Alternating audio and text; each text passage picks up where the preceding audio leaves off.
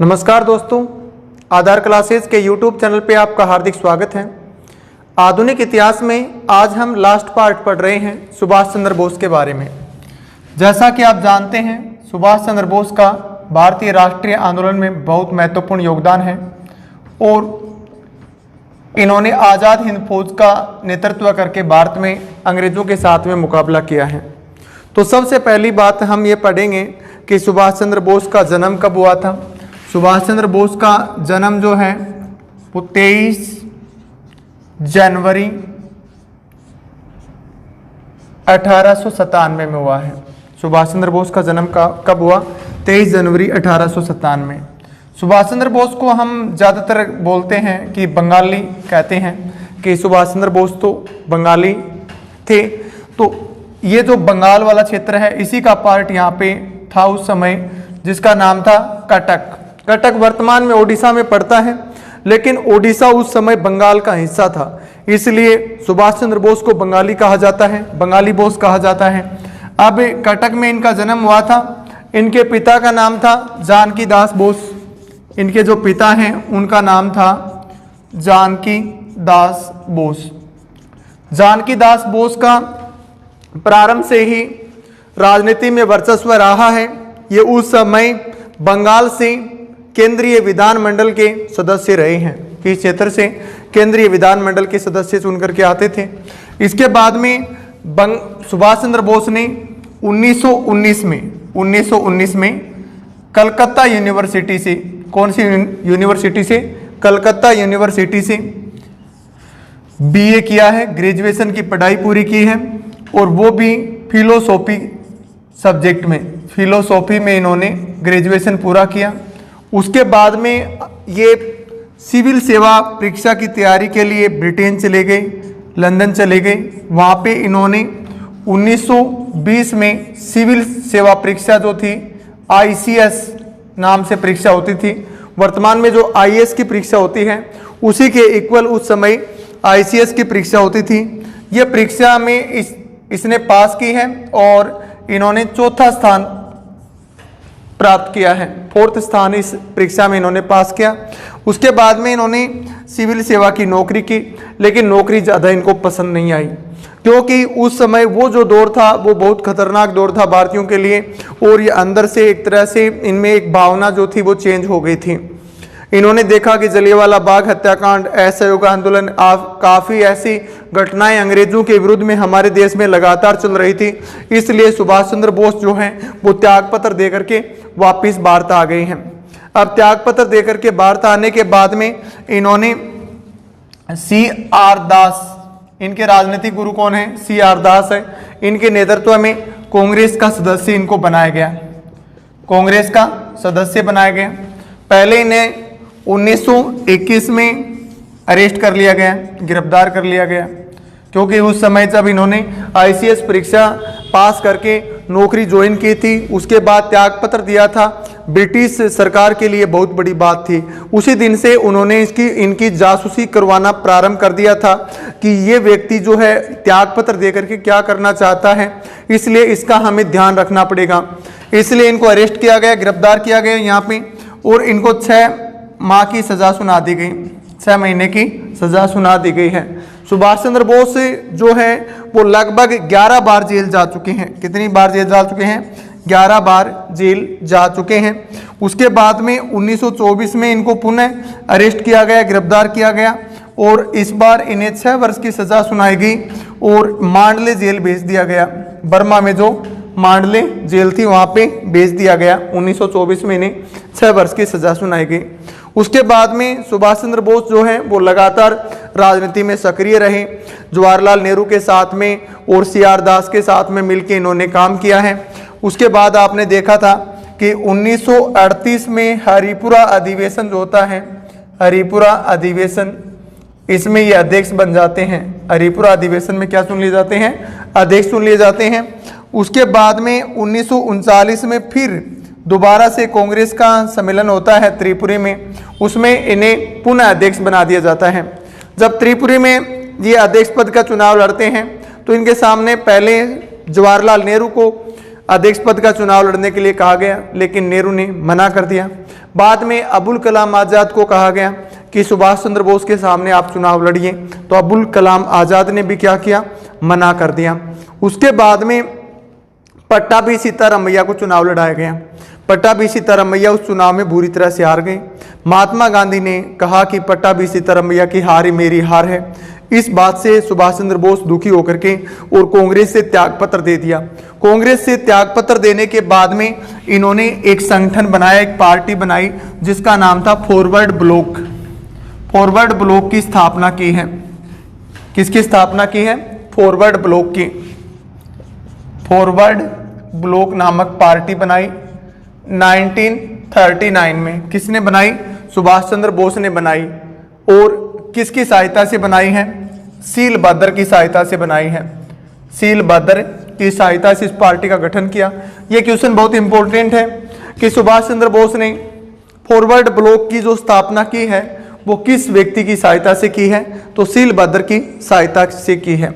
इसके बाद में इन्हें वापिस जो है 1940 में नजरबंद कर दिया गया। नजरबंद, रोक लगा दी गई कि घर से बाहर नहीं निकलोगे। अंग्रेजों ने वहां पे जासूसी लगा दी, साथ में इनको नजरबंद, पाबंद कर दिया इनके घर पर ही। वहां से ये एक व्यक्ति हैं जियाउद्दीन। जियाउद्दीन इस व्यक्ति के वेश में, किसके वेश में? जियाउद्दीन के वेश में ये कोलकाता से अपने घर से फरार होते हैं पेशावर के लिए। ऐसा पूछें कि कोलकाता से पेशावर जब निकले हैं तो वहां इनकी सहायता किसने की है? जियाउद्दीन ने। अपने स्थान पे इन्होंने जियाउद्दीन को रखा घर पे और जियाउद्दीन का वेश बना करके ये पेशावर की यात्रा पे निकल गए 1940 के लास्ट में। और पेशावर से ये काबुल चले जाते हैं। पेशावर से कहाँ चले जाते हैं? काबुल चले जाते हैं। एक क्वेश्चन यहाँ पे बनता है कि पेशावर से काबुल सुभाष चंद्र बोस को भेजने में सहायता किसने की है? तो आपको बताना है भगत राम तलवार ने। भगत राम तलवार। तो हमने 3 व्यक्तियों की बात की। सील बहादुर की सहायता से इन्होंने क्या किया है? फॉरवर्ड ब्लॉक नामक पार्टी बनाई। यह पार्टी आज भी वर्तमान में बंगाल में चुनाव लड़ती है। फॉरवर्ड ब्लॉक क्षेत्रीय पार्टी है बंगाल की। उसके बाद में कोलकाता से पेशावर निकलते हैं, किसके वेश में? जियाउद्दीन के वेश में। पेशावर से काबुल भगत राम तलवार की सहायता से निकलते हैं और काबुल से ये पहुंच जाते हैं जर्मनी में। कहाँ पहुंच जाते हैं? जर्मनी में। अब जर्मनी का उस समय प्रमुख जो नेता है उसका नाम है हिटलर। अब जर्मनी जो है वो अंग्रेजों के साथ में लगातार युद्ध कर रहा है। ब्रिटेन के साथ जर्मनी का युद्ध चल रहा है और हिटलर से मुलाकात करते हैं। उस समय जर्मनी में काफी भारतीय सैनिक जो हैं उनको अरेस्ट कर रखा है, क्योंकि भारतीय सैनिक जो हैं वो दूसरे विश्व युद्ध में ब्रिटेन की सेना में शामिल होकर के लड़ रहे हैं। तो ब्रिटेन जिन देशों के साथ में लड़ रहा है उसमें भारतीय सैनिकों को शामिल कर रखा है। तो जर्मनी और इटली ने भारतीय सैनिकों को क्या बना रखा है? बंदी बना रखा है। बंदी बना रखा किसको? भारतीय सैनिकों को जर्मनी और इटली ने। अब यहां से इन सैनिकों को छुड़वा करके और सुभाष चंद्र बोस ने एक मुक्ति सेना का गठन किया है। मुक्ति सेना का गठन पूछा जाए कि मुक्ति सेना का गठन सुभाष चंद्र बोस ने कहां पे किया? तो मुक्ति सेना का गठन सुभाष चंद्र बोस ने जर्मनी में किया है। किन सैनिकों को मुक्ति सेना में शामिल किया है? इन्होंने उन सैनिकों को शामिल किया है जो युद्ध में जर्मनी ने और इटली ने भारतीय सैनिकों को अरेस्ट कर रखा था, उनको छुड़वा करके मुक्ति सेना का गठन किया गया। इन्होंने जर्मनी से रेडियो प्रसारण में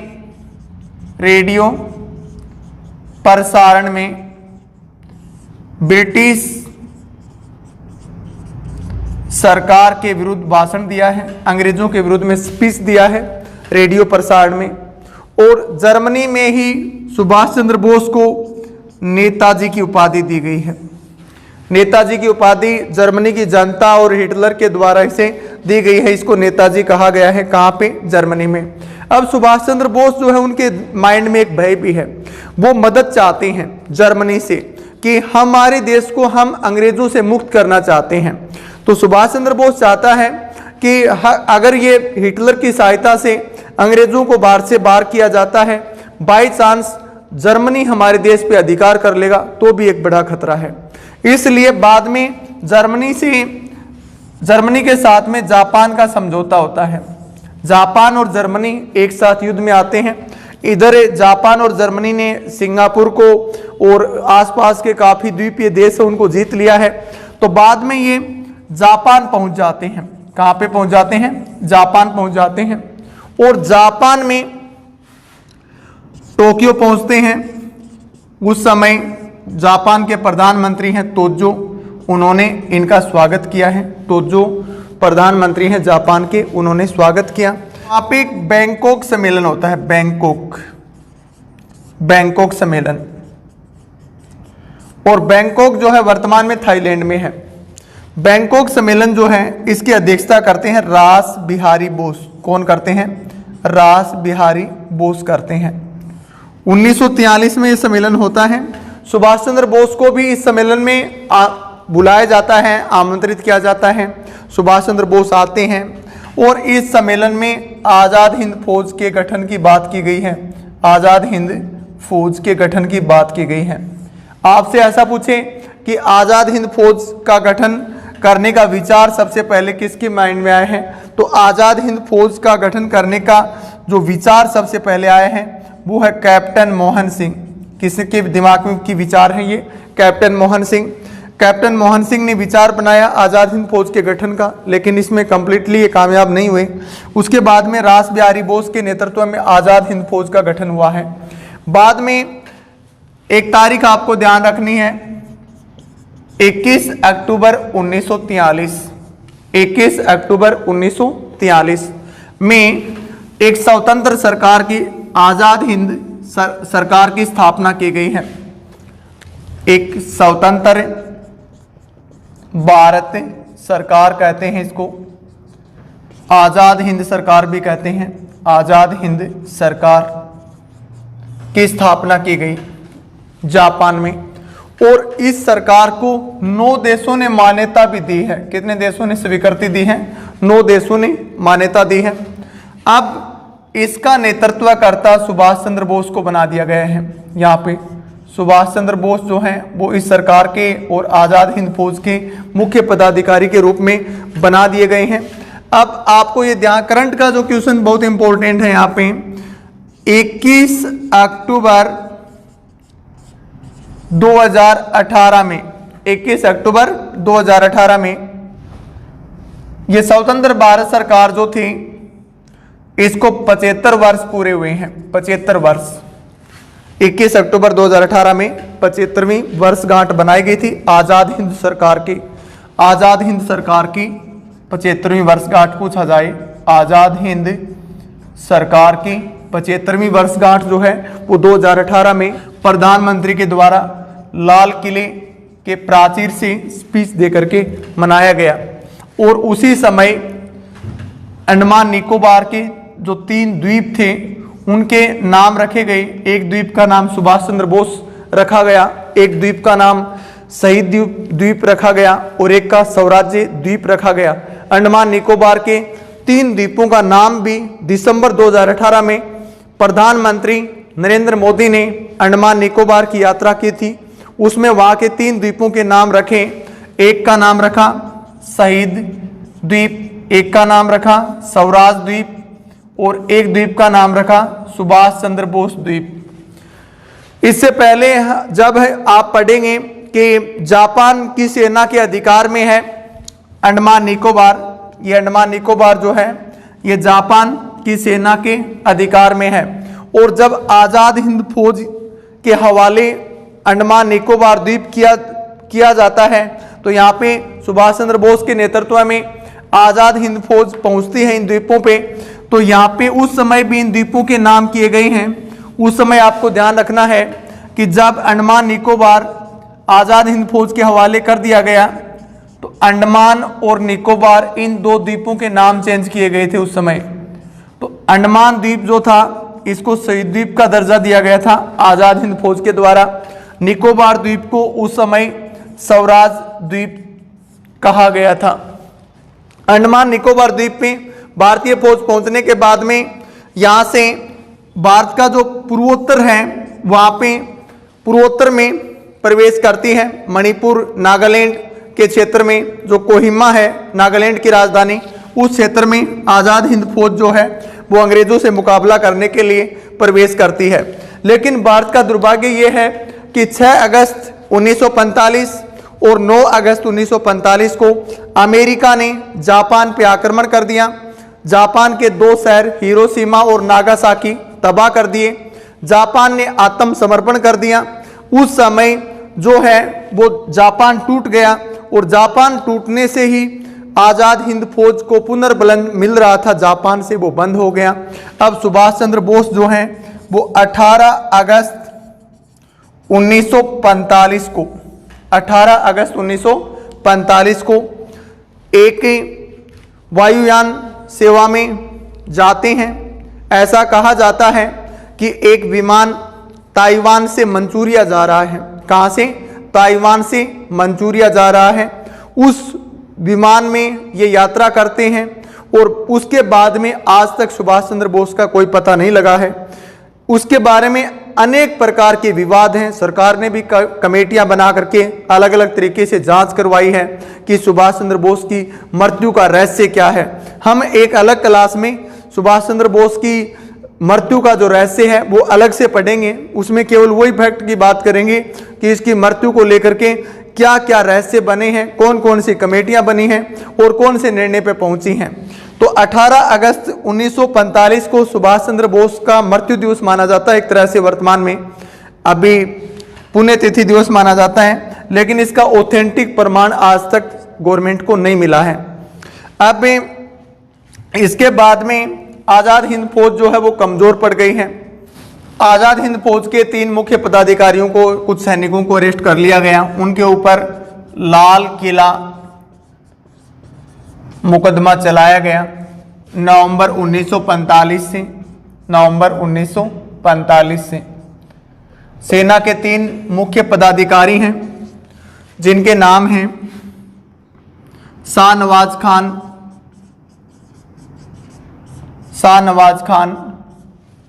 प्रेम सहगल,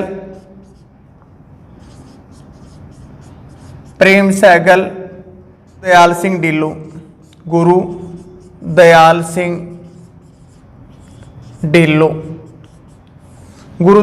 ढिल्लों। ये 3 मुख्य पदाधिकारी हैं आज़ाद हिंद फौज के। इन पे लाल किला मुकदमा चलाया जाता है। लाल किला मुकदमा के दौरान इनको फांसी की सजा सुना दी गई है। फांसी की सजा सुना दी गई है। अब इनकी फांसी के बचाव के लिए एक आज़ाद हिंद बचाव कमेटी का गठन किया जाता है। आज़ाद हिंद बचाव कमेटी का गठन किया जाता है। उसमें मुख्य जो वकील हैं भूलाबाई देशमुख, तेज बहादुर सप्रू, जवाहरलाल नेहरू, इन्होंने मुकदमा लड़ा और पूरे देश में एक लहर आंदोलन के रूप में चलाया गया कि इनको किसी तरीके से छुड़वाया जाए। तो एक नारा लगा उस समय, लाल किले को तोड़ा जाए या लाल किले को तोड़ दो, आज़ाद हिंद फौज के सिपाहियों को छोड़ दो। इस प्रकार की प्रक्रिया चली। बाद में उस समय जो वाइसराय थे भारत के, उनका नाम था लॉर्ड वेवेल। क्या नाम था? Lord Wavell. अब लॉर्ड वेवेल ने अपने विशेषाधिकार का प्रयोग करते हुए इनको जो फांसी मृत्युदंड की सजा सुना रखी थी वो माफ कर दी। ऐसा 1947 के भारत में पहली बार हुआ है। किसी भी फांसी की सजा को क्या किया गया है? माफ किया गया है। सुभाष चंद्र बोस ने जब आज़ाद हिंद फौज का गठन किया गया था तो रेडियो प्रसारण में महात्मा गांधी को राष्ट्रपिता कहा। जापान से जब चले थे आज़ाद हिंद फौज लेकर के, उस समय दिल्ली चलो का नारा दिया था। तुम मुझे खून दो मैं तुम्हें आज़ादी दूंगा का नारा दिया था। जय हिंद का नारा जर्मनी से दिया था सुभाष चंद्र बोस ने। इस तरीके से ये फैक्ट हमें सुभाष चंद्र बोस के बारे में ध्यान रखने हैं। धन्यवाद।